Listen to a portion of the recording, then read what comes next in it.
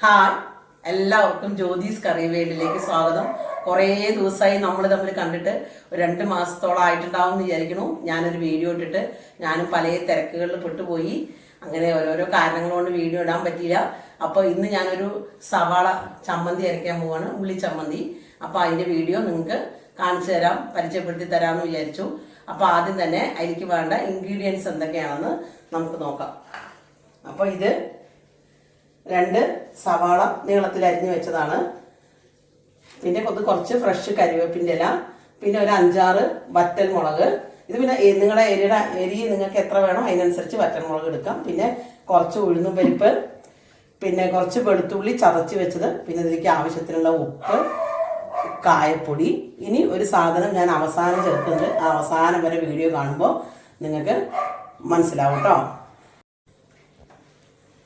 Gas കത്തിച്ചു, നമ്മളൊരു pan അടുപ്പത്ത് വെച്ചു. ഇത് ചൂടാക്കി വെച്ച പാനായിരുന്നു ഞാൻ. അപ്പോൾ അതിലേക്ക് നമ്മൾ കുറച്ച് വെളിച്ചെണ്ണ ഒഴിച്ചു കൊടുക്കുക. വെളിച്ചെണ്ണ ഒഴിക്കുമ്പോഴാണ് ഈ ചമ്മന്തിക്ക് നല്ലൊരു ടേസ്റ്റ് ഉണ്ടാവുക. കുറച്ച് വെളിച്ചെണ്ണ ഒഴിച്ചിട്ട് പിന്നെ നമ്മളെടുത്ത് വെച്ച ഈ ഉഴുന്ന് പരിപ്പില്ലേ, അതിന് ഫുള്ള് ഇടണ്ട, കുറച്ച് ഉഴുന്ന് പരിപ്പ് കുറച്ച് ഇതിലേക്ക് ഇട്ട് കൊടുത്തു. ഇത് നന്നായിട്ട് ഒന്ന് ഇളക്കി കൊടുക്കുക. അതിൻ്റെ ഒപ്പം നമ്മളെടുത്ത് വെച്ചിരിക്കുന്ന ഈ ചുവന്ന മുളകില്ലേ, ആ മുളകും ഇതിലേക്ക് ഇട്ട് കൊടുക്കുക. പിന്നെ ഈ ചമ്മന്തിയുടെ പ്രത്യേകത, നമ്മളതിൽ തക്കാളി ഉപയോഗിക്കില്ല. ഇപ്പം നമ്മുടെ വീട്ടിൽ തക്കാളി ഇല്ല ഒരു നേരം എന്നുണ്ടെങ്കിലും നമുക്ക് ഈ ചമ്മന്തി ഉണ്ടാക്കാം. തക്കാളി ഇല്ലാതെ ഉണ്ടാക്കുന്ന ചമ്മന്തിയാണ്.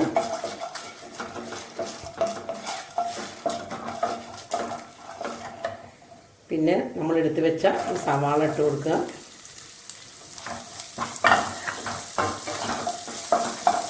സവാള ഒരുപാട് വഴന്ന് സവാളയുടെ കളറൊന്നും മാറേണ്ട ആവശ്യമില്ല.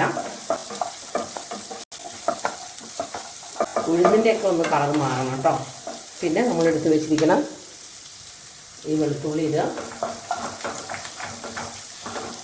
പിന്നെ ഫ്രഷ് കരിവേപ്പിൻ്റെ ഇല എടുത്ത് വെച്ചിട്ടുണ്ട്. ഇന്നൊരു ലേശം കരിവേപ്പിൻ്റെ ഇല ഇങ്ങനെ ഇട്ടിട്ട് അതൊരു മണം ഉണ്ടാവും. അപ്പോൾ അതിന് വേണ്ടി നമ്മളിത് ഇട്ട് കൊടുക്കുക. പിന്നെ നമ്മളെടുത്ത് വെച്ച ഇതിൽ 1.5 ടേബിൾ സ്പൂൺ ഉപ്പാണ്. അതിന് ഞാൻ കുറച്ച് ഉപ്പ് ഇട്ട് കൊടുത്തു. ഇനി വേണമെന്ന് നമുക്ക് നോക്കിയിട്ട് അവസാനം ഉപ്പ് ചേർക്കാം കേട്ടോ. ഉപ്പൊക്കെ നമ്മുടെ പാകത്തിനനുസരിച്ച് ഇടുക.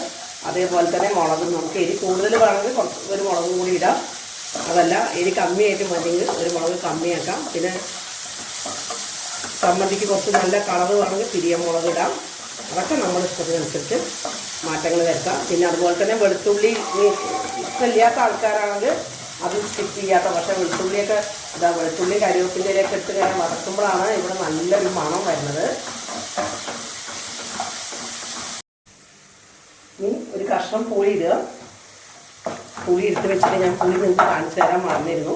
അപ്പോൾ ഈ പുളി ഉള്ളിയുടെ കൂടെ തന്നെ ഈ പുളി ഇടണം. അപ്പോഴാണ് ആ പുളിയും കൂടി ആ ഉള്ളിയിൽ കടന്നിട്ട് ഇങ്ങനെ ഒരു മയം വരുന്നു. ഗ്യാസ് ഒരുപാട് സിമ്മിലുമല്ല കൂട്ടിയിട്ടും അല്ലാത്തൊരു പാകത്തിലാണ് ഞാൻ വെച്ചിരിക്കുന്നത്. നമ്മൾ നന്നായിട്ട് ഒന്ന് ആക്കി കൊടുക്കുക.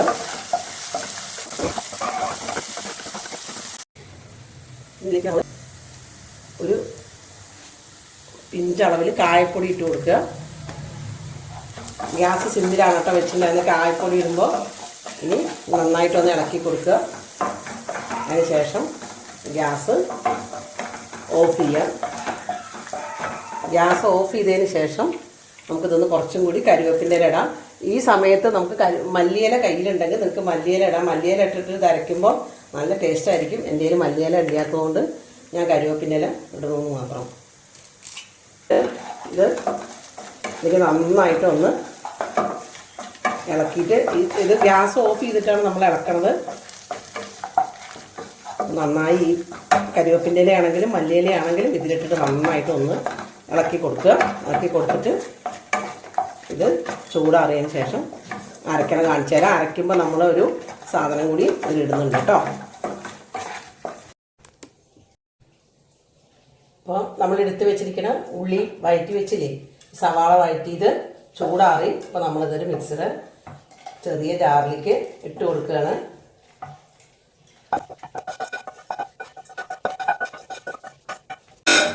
മുഴുവനായിട്ട് ഇട്ട് കൊടുത്തിട്ട് നമ്മൾ എടുത്ത് വെച്ച ഉപ്പുണ്ടല്ലോ, ഉപ്പൊന്ന് കുറച്ചും കൂടി 1.5 സ്പൂൺ ഉപ്പാണ് എടുത്തത്. അതിൽ ആദ്യം കുറച്ചിട്ടുണ്ടായിരുന്നു നമ്മൾ സവാള വഴറ്റുമ്പോൾ. അപ്പോൾ കുറച്ചും കൂടി ഉപ്പെടുത്തു.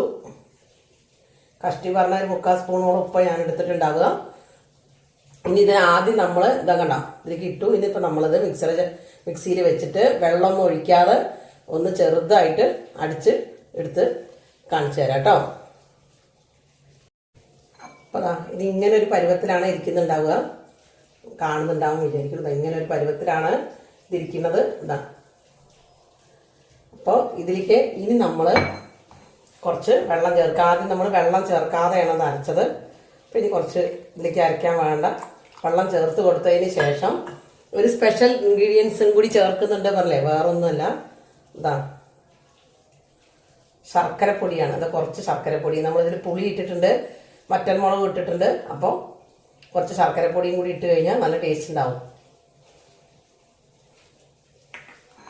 ഇട്ടിട്ട് ഇത് നീ നന്നായിട്ട് പറഞ്ഞാൽ ഒരുപാട് നൈസായിട്ട് അരയ്ക്കാൻ പാടില്ല, കുറച്ച് കഷ്ണം കിടക്കണ പോലെ, എന്നാൽ ഒരുപാട് കഷ്ണമില്ലാത്ത വിധത്തിൽ ഒന്ന് നന്നായി അരച്ച് എടുത്തിട്ട് വരാം കേട്ടോ. അപ്പം നമ്മൾ അരച്ച് കൊണ്ടുവന്നു. അതിലേക്ക് ഇതാ കഴുകിയിട്ടുള്ള മിക്സിയുടെ ജാറ് കഴുകിയിട്ടുള്ള കുറച്ച് വെള്ളം കൂടി ഇത് അതിലേക്ക് ഒഴിച്ചു. അപ്പോൾ ഇതാണ് അതിൻ്റെ പരിവം കണ്ടോ. ഒരുപാട് വെള്ളമില്ല, എന്നാൽ വെള്ളമില്ലാത്ത പോലെയല്ല. ഇനി നമുക്കിതിലേക്ക് ഒരു വറവുണ്ടാക്കാം. അപ്പോൾ അതിലേക്ക് ഞാൻ ഗ്യാസ് കത്തിച്ചു. ഇതാ ചെറിയ പാനിൽ കുറച്ച് വെളിച്ചെണ്ണ ഒഴിച്ചിട്ടുണ്ട്. ഈ എണ്ണ ചൂടാകുമ്പോൾ ഇതാ കുറച്ച് കടുകിടണു. കടുകിട്ട് നമുക്ക് പൊട്ടിക്കാം. ഇത് പൊട്ടുന്നതിൻ്റെ ഇടയിൽ നമ്മൾ എടുത്ത് വെച്ചിരിക്കുന്ന ഈ ഉഴുന്നും പരിപ്പില്ലേ, അതായിരിക്കും ഇട്ട് കൊടുക്കണം. ഗ്യാസ് നല്ലോണം സിമ്മിലാക്കിയിട്ട് ഈ ഉഴുന്നും പരിപ്പ് ഒന്ന് ഇളക്കി കൊടുക്കുക. ഉഴുന്നും പരിപ്പിൻ്റെ കളറ് മാറണം. ഉഴുന്നും പരിപ്പാണ് ഇട്ടിരിക്കുന്നത്. അതിന് കളറ് മാറി വരണം. കടുക് പൊട്ടിക്കൊണ്ടിരിക്കുന്ന സൗണ്ടാണ് കേൾക്കണത്.